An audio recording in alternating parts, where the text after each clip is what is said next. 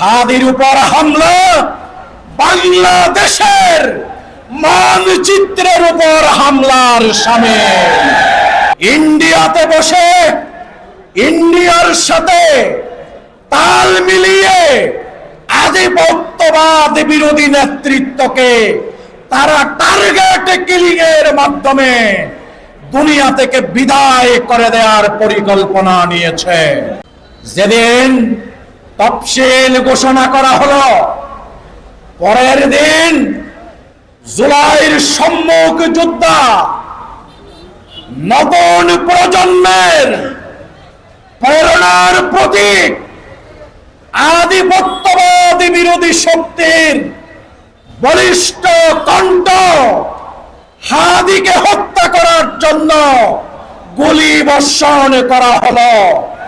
হাদি আজকে মৃত্যুর সাথে সিঙ্গাপুরে পাঞ্জা লড়ছে। আমরা মনে করি হাদির উপর হামলা বাংলাদেশের মানচিত্রের উপর হামলার সামিল। এই ধরনের হামলার পরে সরকার এবং নির্বাচন কমিশনের পক্ষ থেকে যেই বলিষ্ঠ পদক্ষেপ দরকার ছিল, আমরা সেই ধরনের বলিষ্ঠ পদক্ষেপ দেখতে পাইনি। এইভাবে জুলাইয়ের সম্মুখ যোদ্ধা যারা ছিল, আধিপত্যবাদ বিরোধী নেতৃত্বে যারা সম্মুখ সারিতে আছে, সেই আওয়ামী দুঃশাসন যারা এনেছিল, ইন্ডিয়াতে বসে ইন্ডিয়ার সাথে তাল মিলিয়ে আধিপত্যবাদ বিরোধী নেতৃত্বকে তারা টার্গেট কিলিং এর মাধ্যমে দুনিয়া থেকে বিদায় করে দেওয়ার পরিকল্পনা নিয়েছে।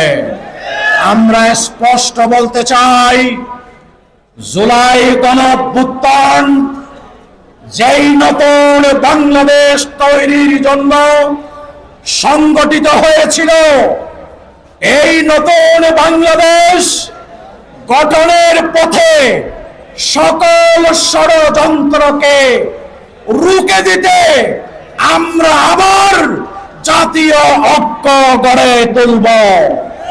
আমরা আবার জুলাইয়ের চেতনা নিয়ে রাজপথে নামব প্রয়োজনে।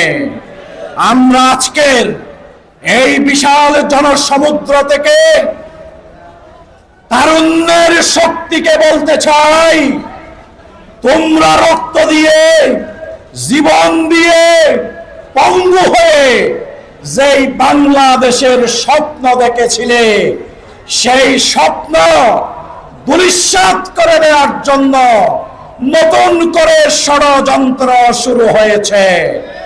এই ষড়যন্ত্রের বিরুদ্ধে ডাকসুর নেতৃত্বে যেইভাবে সোচ্চার ভূমিকা শুরু হয়েছে, গোটা তরুণ, যুবক এবং ছাত্র সমাজকে আধিপত্যবাদী ষড়যন্ত্রের বিরুদ্ধে, নব্য ফ্যাসিবাদের বিরুদ্ধে রাজপথে রুখে দাঁড়াতে হবে।